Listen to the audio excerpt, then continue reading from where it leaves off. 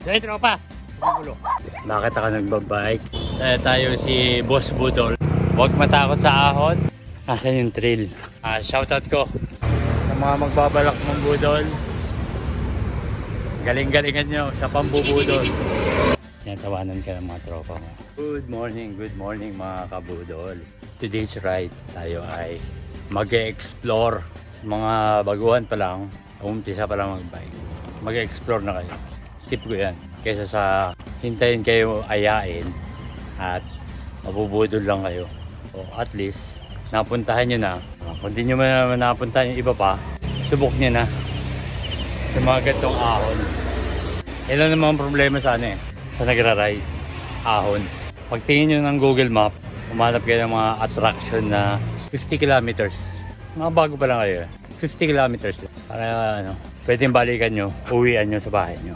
Out of challenge na at parang sisiw na sa inyo yung 50 kilometers. Tsaka kayo magdagdag. Nag-almusal ba lahat? Yan ang almusal ko. 15% gradient. Yan ang almusalin natin. Huwag kayong matatakot sa ganyan. Sa umpisa, madadala talaga kayo. Malalaspag kayo, tutukod kayo. Lahat mararanasan ninyo. Walang lumakas na hindi dumaan sa hirap. So, yun lang. Ang tip ko, huwag matakot sa ahon. Gawin practicean itong ahon na to. Time check.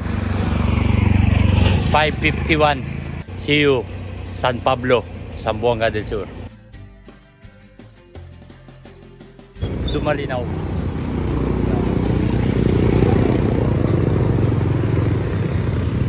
So, iniisip ko. Dumaretso doon. Papuntang Marcos sa tubig. Pangalawang kanto sa kaliwa. May shortcut na naman tayo nakita. Eh sakit ko, umaano na naman. Naghahanap na naman ako. Hanap tayo ng pagkakabudulan. Tayo si Boss Budol. Kailangan may alam tayong mga budol style. Yan, budol style. Gagawa tayo ng sarili natin daan. Ganyan ako mag-ride. Naghahanap ako ng mga budol-budol. Sa mga magbabalak mong budol, galing-galingan nyo sa pambubudol. Magawa tayo ng loop. Yung straight lane lang. Loop tayo, loop. Yan lang. Tumaliwanag. So sabi ni Google Map, dire-diretso lang. Oo nga naman, meron nga naman. Kaya na lang tanong, kung ito ba ay simentado hanggang dun sa pupuntahan natin. Malalaman kung sino nabudol sa ride na to. So since maaga pa naman, okay lang yan. Pwede tayong umakyat ulit doon sa taas. Yung original na way talaga na ito, nasa taas. Dito sa kanan ko. Doon. Taas pa yan. O, nakita yung dami ko kanina. Sorbada yan. 14% yan. Ang lusog yan. O, yun, napapakita ko. Yung buburaga sa'yo dyan sa blind spot. Ito yung motor. Dahan-dahan siya. Lubak yan. Yan siya sabi ko. Diba? Pag hindi nyo kabisado ang lugar at bago lang kayo sa lugar, huwag madahas. At sayang ang bike. Yung bike nyo dapat tatagal ng matagal na sa pag-iingat nyo. Baka sa isang ride nyo lang sira na. So yun yung ating kabudol. Hey, tropa! Pumulo.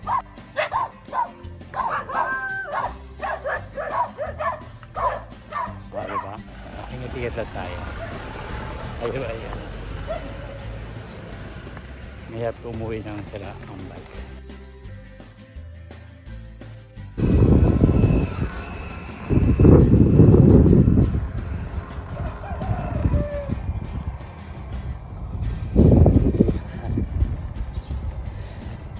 Diba?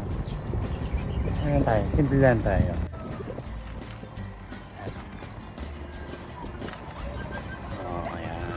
Bakit ako nagbabike? Yan.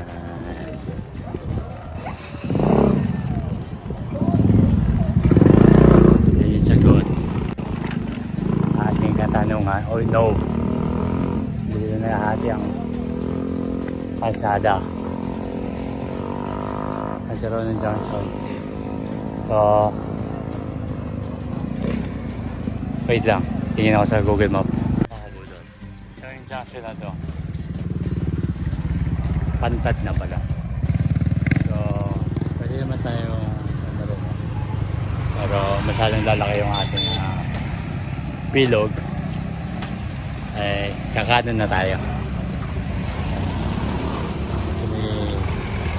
Ano ng bao-bao.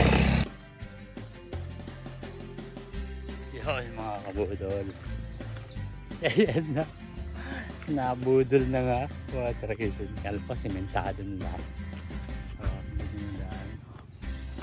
So dito pwede yung gravel bike at mountain bike. Budol na naman. Kasama talaga sa ride yan. So kahit nagsosolo ka, pwede ka mabudol. Masama yan. Pag nandiyan yung tropa mo, kasama mo, yan, tawanan ka ng mga tropa mo. Hindi na masakit. Hindi pala tayo basta-basta din mabubudol. Bakit? Sanay na tayo magbuhat ng bike. Diba? Kahit malayo, kaya natin buhatin. Yung kasama natin, hindi natin alam kung kaya nila magbuhat ng bike. Kung mountain bike pala bubuhatin, mabigat ka. At the same time, lamang pa rin tayo sa pangbubudol. Bakit ulit? Nakasandals lang tayo. Kaya ako nakasandals lang. Kahit sa magpunta, komportable ako. So, pag nakasapatos ka, naka-cleats ka, medyo tagilid ang labanan mo. Naman pa rin tayo. Kung mahilig kayo sa long ride, mahilig kayo mag-adventure, yan. Yan ang purpose niyan. Mag-sandals kayo. At mag-aral kayo magbuhat ng bike. At hindi nyo alam. Yung pupuntahan nyo ganyan. So yun lang. After 5 kilometers, isinento na. Kaso ahon pa rin eh. Ay talaga naman na. Explorer tayo eh. Now we know. Kung nagtanong-tanong ka ulit kung anong mga ano dito, ay hindi tayo mabubudol.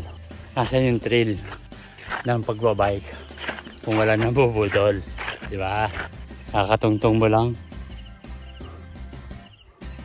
13 agad. Mamaya-maya, tiyo na, magpapahimas-mas lang ako. Talagang ano eh, kaliwa. Isa pang ikot ulit. So ito naman daan na to. Puntang highway.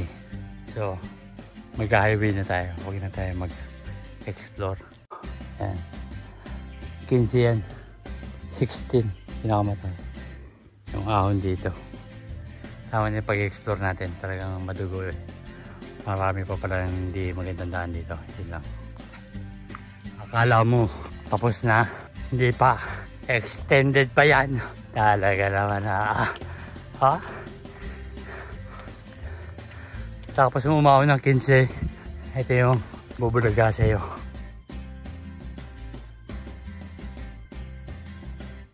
Yun mga kabudol. Ito na yung highway. Yan.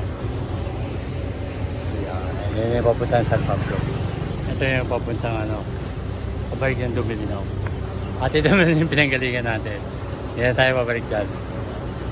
Alam na natin, budol dyan. Budol ha. So, yun tayo. Kakaliwa tayo. Yun lang.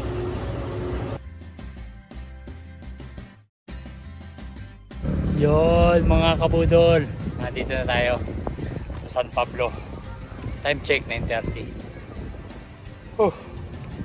40 kilometers ang inabot. So dumaan pa tayo kung saan saan. Siguro kaya din yan. So anyway, San Pablo People's Park. Munisipyo ng San Pablo. Ano ba ba? Shoutout ko mga bagong followers yan.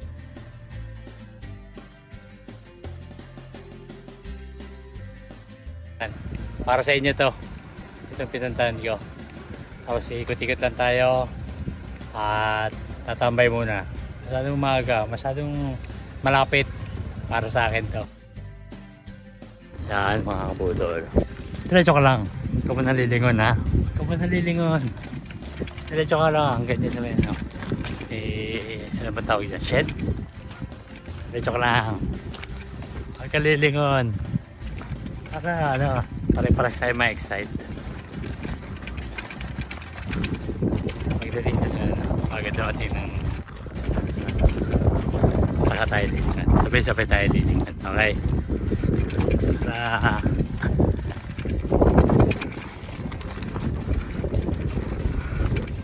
Pagkalilingon na. Ma-excite naman tayo. Ready na? Hindi pa ako nakakalingon na mga kabudol ha. Sabay-sabay tayo lilingon ha. Ayan na. Ayan na. Ano na itsura?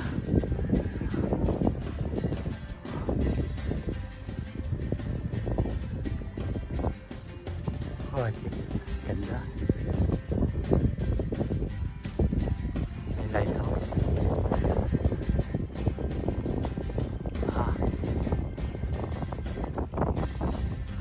Sige, ganda.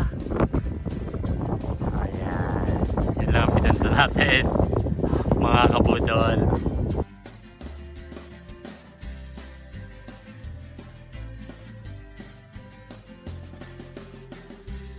Itong ride na to ay para sa mga bagong followers. Yan. Ayan po yan. San Pablo ng Zamboanga del Sur. So, hahanap ako matatambayan at power nap lang tayo. Yun lang mga kabudol. Stay tuned lang. Marami pa tayo pupuntahan. Nasa Mindanao tayo. Mga bagong lugar natin. Mga hindi pa natin napupuntahan. Pupuntahan natin. Sabay-sabay natin na tutuklasin yung mga yan. Yan. So maraming salamat. Hindi pa tapos ang ride. Uwi pa tayo. Tansya-tansya lang. Huwag mong bibiglayin. Kasi 30 kilometers pa may kita mga ahon di. Ang aahunin. Tansya-tansya lang. Mga kabudol. Okay.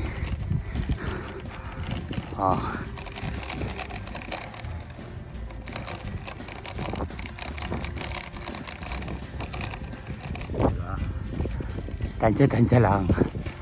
Tips ko yan.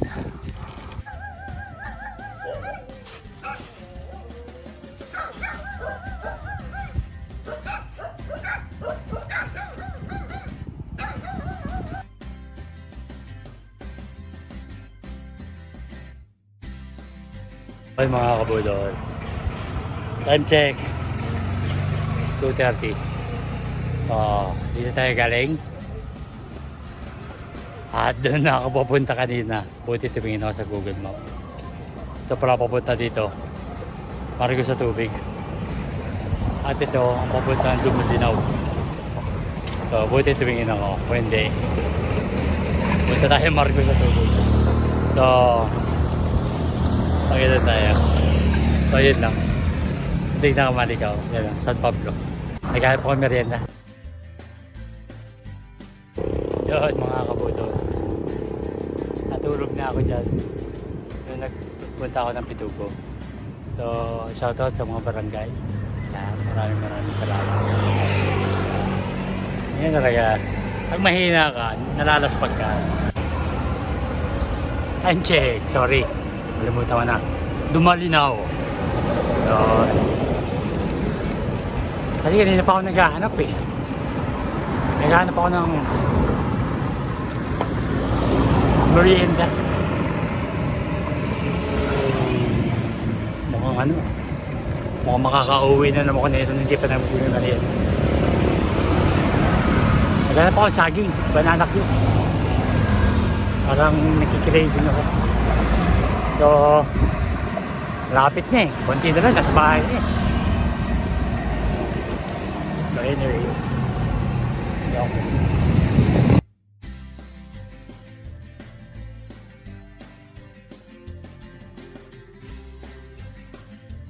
Dito, nagtatapos ang ating ride. San Pablo ride with loop. Maraming salamat. Sana tangkalikin niyo pa ang ating kabudol ride. Sa mga followers, maraming salamat sa pagtitiwala at pagsubaybay. buhay pa rin ang ating bidang si Kabudol. Sign out. Thank you.